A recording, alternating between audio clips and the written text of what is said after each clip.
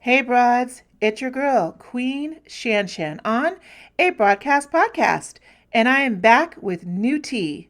But this tea tastes a little different. I was asked by many of you to talk about what is going on in our new world, the COVID-19 world, and how many people are experiencing this new way of life. We will be interviewing all sorts of people on this podcast and practicing our social distancing while I call on them and have some really in depth conversations. From mothers to fathers, from teachers to doctors, nurses to businessmen and women all alike. What is their take on how they're living in the coronavirus era? So sit back and relax, and thank you for listening to Abroad.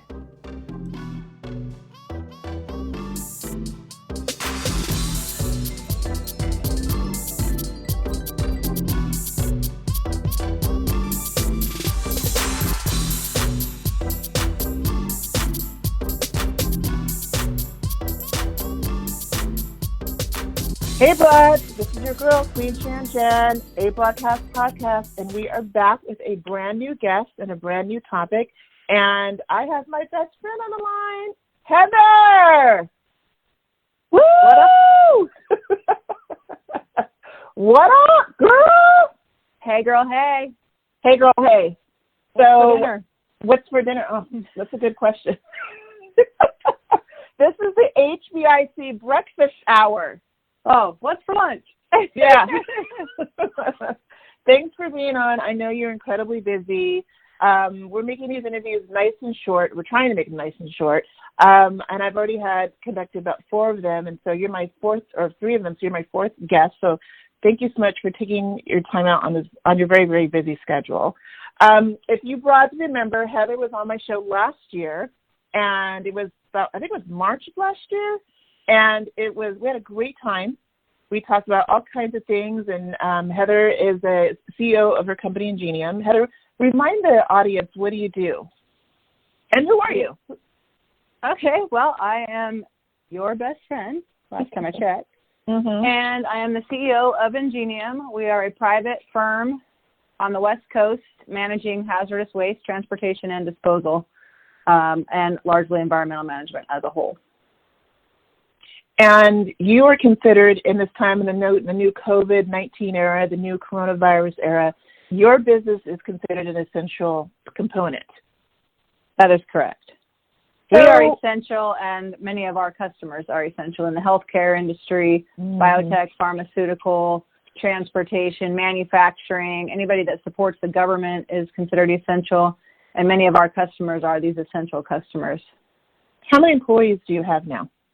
95. And what are the range of states that you're in? How many states are you in? We are in 4 states with assets, and we also service a lot of other states throughout the United States with partners. So when the call was made 2 weeks ago, well, now we're getting about to be 3 weeks now. When the call was made to have basically everybody shut down and be locked down, basically, I hate to use the word lockdown, it's so negative. Social distancing, and also, being shelter at home, safer at home, whatever you want to call it. You took it upon yourself as a CEO to batten down the hatches immediately, right? Yeah. So if I may, we actually made the decision. I made the decision the week prior, before San Francisco and the Bay Area, which was the first area to actually mandate the stay in place. At the time, I think they called it shelter in place. Since then, it's been deemed not such a great word, but we decided that with the social distancing needs that we were hearing, that any non-workplace critical staff should start to work from home so that we could help aid in the social distancing effort. And so we had made an announcement on the Friday before that Monday, that beginning Monday, we would start the transition to working from home. And then, of course, on Monday, it became a directive for many businesses who may or may not have been prepared for it. Do you find yourself, because I'm a people person, I need to see people every day. I'm an extrovert. So even though I do technically work at home for my business, I'm always used to getting up in the morning, showering, putting on makeup, whatever, getting ready for work. Do you find yourself, you have your husband and you have your son, do you still find yourself a little isolated because you don't have the choice of going out to see your clients and flying out to see your employees and checking upon them? So at this point, it's still early from my perspective. I haven't had that experience. It's been nonstop reacting to the ever-changing information that we receive on a daily basis. And I have found myself pretty much in my chair all day in front of my computer, starting early in the morning till late in the afternoon. And one of the benefits with my company is we had just instituted Microsoft Teams, which is a platform to stay connected virtually. And we've been utilizing that more than ever. In fact, it's to the point now where I don't even like to talk on the phone. I'd rather call somebody through my Teams app and see them. And that's helped a lot with feeling connected. I'm in meetings practically all day, and it's a virtual meeting where I can see the person that I'm in contact with or the group of people that I'm in contact with. Same here. I don't think I've ever been involved in so many Zoom meetings and global Meet meetings. Now we're using Team Microsoft. I'm getting pretty savvy on these video apps on the computer. I don't think I've ever been as many as I've had all last year, to be honest with you. It's been constant. And so with that being said, I wanted to talk about corporate culture, because you made a statement a couple of days ago when we were talking about there may not be a lot of people who are used to be working from home because they don't have that type of strict regimen. And, speaking to somebody who now is forced to have the 2 computers or 2 monitors, and IT had to go to the house and set them up, and, how are you able to create this corporate culture where you can't see really John Smith doing something after he hangs up on the Zoom call? How are you able to maintain the workflow, the corporate culture, the morale, and making sure we are definitely going to get through this, but it's just hard right now, and it's a huge, it's uncomfortable. The world is definitely uncomfortable right now. How are you employing that to your employees? So a variety of things. One is that we have huddles on a weekly basis. The different teams huddle at least once per week, and that's keeping people connected. I'm popping into those huddles and having conversations with people, asking them what they're experiencing, where their challenges are. Additionally, I do an all-company update once a week. I do it 2 times on Tuesday, one in the early morning for my field staff who are workplace critical and actually are frontline heroes who have to go out every day and put their lives at risk to service the customers and keep the company going. And then I do a second one later in the day for the administrative staff because they don't need to start at 6 o'clock in the morning. Additionally, Great. I've done things like a Lunch Laughs Live, so I'll set up a Microsoft Teams meeting, tell everybody when you clock out for lunch, pop on to Teams. We can all talk about what we're doing to stay busy. It has to be upbeat and positive, and people can share with each other what's going on. Additionally, we're doing virtual happy hours, quarantinis, just as much as we can to stay connected because we can't get out and socialize in our normal way. I actually don't. I've had so many freaking happy hours.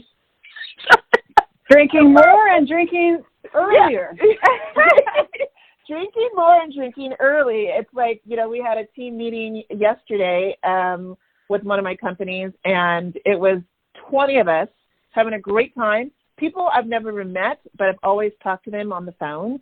And I'm like, oh, well, that's what Sally looks like. And, oh, hi, Josh. And, oh, hi, Irma. And it was, like, really fun. It was really fun. And I was toasted by 6 p.m. I was like, hey, it's really interesting. But we're all sharing the same issue. And I think that's making us more connected. It's this, I don't know all the philosophies that people have been sharing. I'm sure you've heard different philosophies and different, type of conspiracy theories. But all in all, this is definitely creating a connection with us as humans on a work level, on a personal level. I've spoken to people on the phone that I haven't spoken to in the last year, which is great. And I want to know how they're doing. Have you reached out to people that you haven't spoken to in a while, like on your friends or family, anyone like that recently? I have a few people. We've taken for granted that social media gives us insight into what all of our friends are doing on a regular basis. We've been so busy with life over the past decade that we've lost that personal touch. And this is causing a change in behavior because now we have time. We can be available and have a more personal relationship with some of these people that we haven't spoken to in a while. One of the topics I had with a couple of my previous guests, I had a Dr. Mel on my phone interview that'll be published soon. I had Hallie. She is like a spiritual, mindful, emotional health guru. And Amanda, she's a housewife and mother of 3, teacher. And so, it's interesting. All I've had is women, which is really interesting. Everyone has a different regimen and they work when they get in the morning now. It's not getting up and going out anywhere. What can you share to us, what is your personal regimen to get ready for work, and what do you do after work? So I still get up every morning and shower, same routine, get my makeup done. Occasionally I'll dry my hair. I've been throwing it up in, bun more often. But and I'm not putting on my work clothes, although yesterday I did put on a work shirt to pretend I was going somewhere. But otherwise, I find because I'm sitting in front of the computer literally all day that if I don't do that before I start my day, it won't happen. And so I want to feel professional and look respectable, so it's important for me to get up and do my makeup. And then in the evening, since I'm not driving home from work, there's nowhere to stop, there's nowhere to say we're going out to eat, so pretty much when I decide my day is over, I fix my glass of wine or my martini or whatever I'm going to start drinking for the evening, and it goes from there. Now, I've never been a TV watcher, but I've caught up on The Voice. We've been recording it. We always record it. We've caught up on that. Watching a little bit more TV. Please tell me you've watched Joe Exotic. I started watching it and fell asleep, and Corey was bored by it, so he turned it off. I hadn't heard the podcast previously, so I thought the Netflix series was too slow. Oh, my goodness, girl. You got to get into it. The next 3 or 4 episodes, your jaw's going to just drop. Your jaw's going to just drop. It is just a fascinating series because you have all these characters. You have, he's married to 2 men. Both of them don't have teeth. Oh, yeah. I was shocked at how hick these people are. Very country, very country, very. But they're saving the world from otherwise being in great fear right now. Right. It's definitely an escape when you watch this show. For sure. But what are you doing in terms of exercise? What are you doing for mental exercise? During the week, I've found myself not getting any exercise, and I don't like that. I probably get from the chair at my kitchen counter to the bathroom a few times a day, and my steps are probably less than 500. Exactly. It's horrible. But over the weekend, I did some pretty good hiking in the hills behind our house, so that was nice. And I have been out on the trampoline with Mason a couple times. Where you live, you're very fortunate where you actually have a mountain. You have a mountain in your backyard, and you have isolation. So it's not like there's a million people on the trail, which drives me insane when I see these people taking pictures and there's like, a good crowd of people still hiking with a bunch of other people. Like I'm like, it just drives me insane. Like, are these people not taking this seriously? Yeah, I think they started shutting down the trails now because of that. Good. Yeah. Good. What are your thoughts on flattening the curve? What are your thoughts on since you work in healthcare, you work in hazmat, you work in this very volatile environment, and because you do what you do with hazardous materials and infectious disease and all this other stuff, do you feel that we may be flattening the curve slower or faster than anticipated? I think a little bit slower than we could, because I think a lot of people who aren't essential are going out. They're trying to prove they're essential to continue earning money. It's a scary thought to not have any income coming in. Oh, yeah.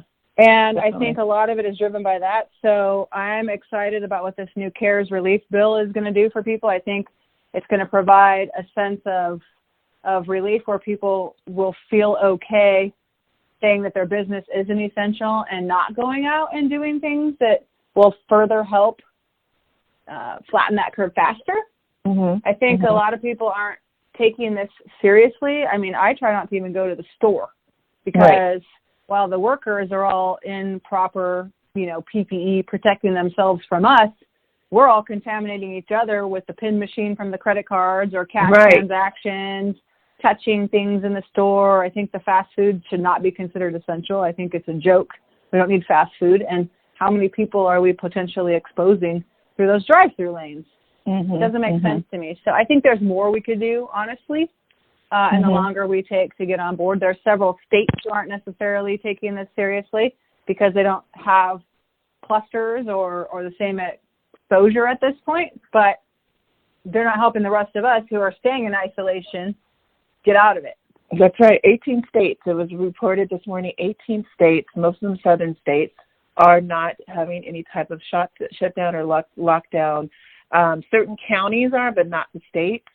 And they have different reasons, religious reasons. They have whatever reasons that they have.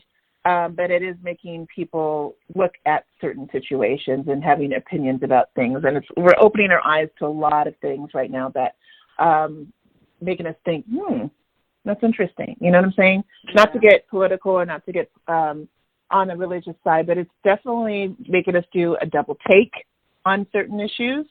But this is a new world. And I think when we flatten the curve and we actually hopefully get out of here, maybe, I don't know. We don't know when this time is going to end. We're saying now May 1st. They're saying May 1st. So we have another month, 4 weeks of staying in our homes, trying to do what we need to do by flattening the curve and getting this toxicity out of our bodies. You have a son, Mason. He's 10 years old. What is Mason's take on everything? What is his opinion? Have you had to talk about it with him? What does he think about what's going on right now? I don't think the kids really understand. I talked to him and my niece, and she's got some opinion that this is all fake, which is just unfortunate. I don't know where that's coming from.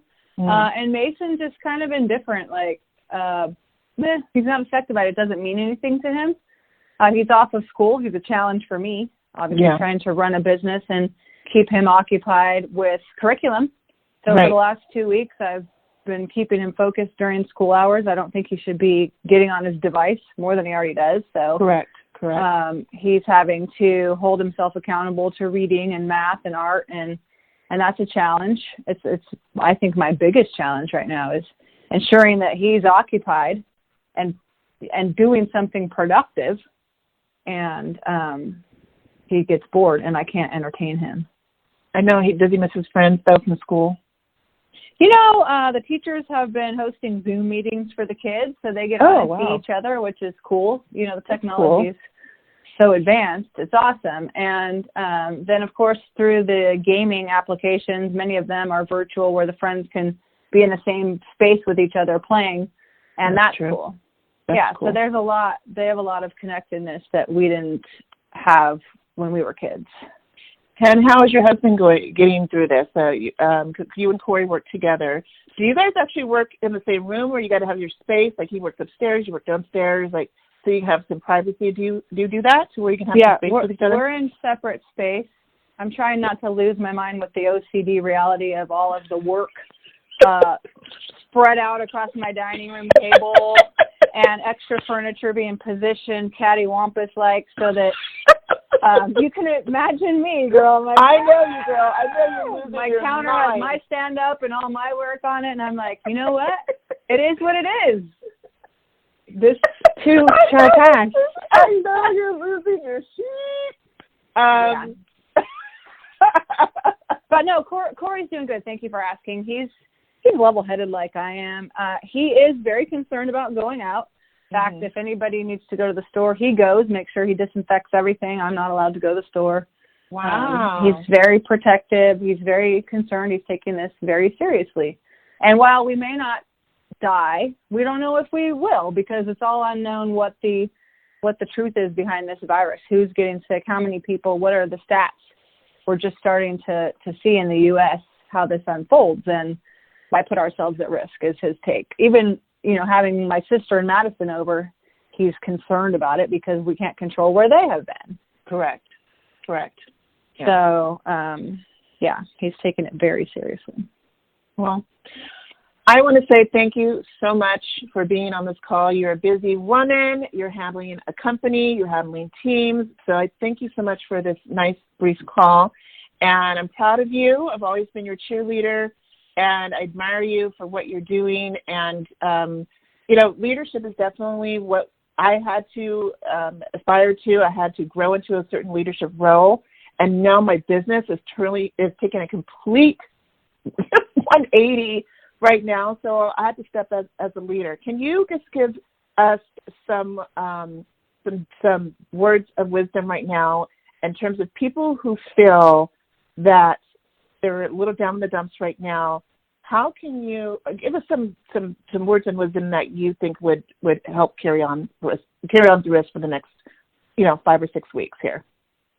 I think we have to embrace it. Honestly, I think if we focus on the negative of this, it's going to be a long 6 weeks. And I'm not sure 6 weeks is the end. I think we're looking at somewhere in June before we really start to move out of this. And frankly, I also think that what we knew 2 weeks ago will never be reality again. I think that the current situation is forcing us to change our behaviors. As you said, how you step up and lead and how you work, you're not able to work the same. And we're advancing quickly through this as we're being forced to, and I think we're going to have a new reality as we come out of this. And if people can embrace this and see it as opportunity, look for what that opportunity might be for them specifically. And that will, keep them focused, keep their mind productive instead of honing in on what might be otherwise depressing at this moment in time.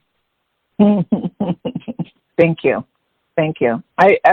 I always know that you love to use the word opportunity. Seize the opportunity, seek the opportunity, because that's what makes us. I'm telling you, that's what makes us. We can't just sit down on the couch and watch TV and Netflix all day like we want to.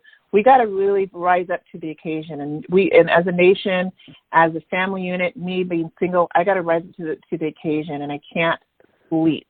This is not time to sleep and knock off for a while. This is the time to really rise up to the occasion, because it's going to show others, and it's going to show people that we were leaders in all of this. So, and you're seeing that happen across the globe, frankly, with people being forced out of their normal routines and having to figure out, especially with kids, what are we going to do to occupy these children? They're going to drive us nuts, And I've seen where people with driveways are out drawing with chalk and say, come rate our art. And other people doing drive-by, happy birthday. I mean, oh yeah. So you're going to see a whole new world evolve out of this. And what's important to us, I think it's cool that we're kind of reverting back to some of our roots and our familial traditions, right? Right. We have more time to slow down and smell the flowers. We have more time to appreciate what these innocent children think and feel and say, that we're just like, yeah, go up to your room, Yeah. So why are you really mad? Why are you really upset, So much good stuff, I think, will come out of this. It's unfortunate that there will be some tragedies. There will be. We have to acknowledge that. But there will be a lot of good that prevails. Absolutely. Well, thank you, B. I appreciate you. Yeah. Call me later for a quarantini. Will do. Have a wonderful day, and I'll talk to you soon. Thank you so much. You too. Okay. Bye. Bye.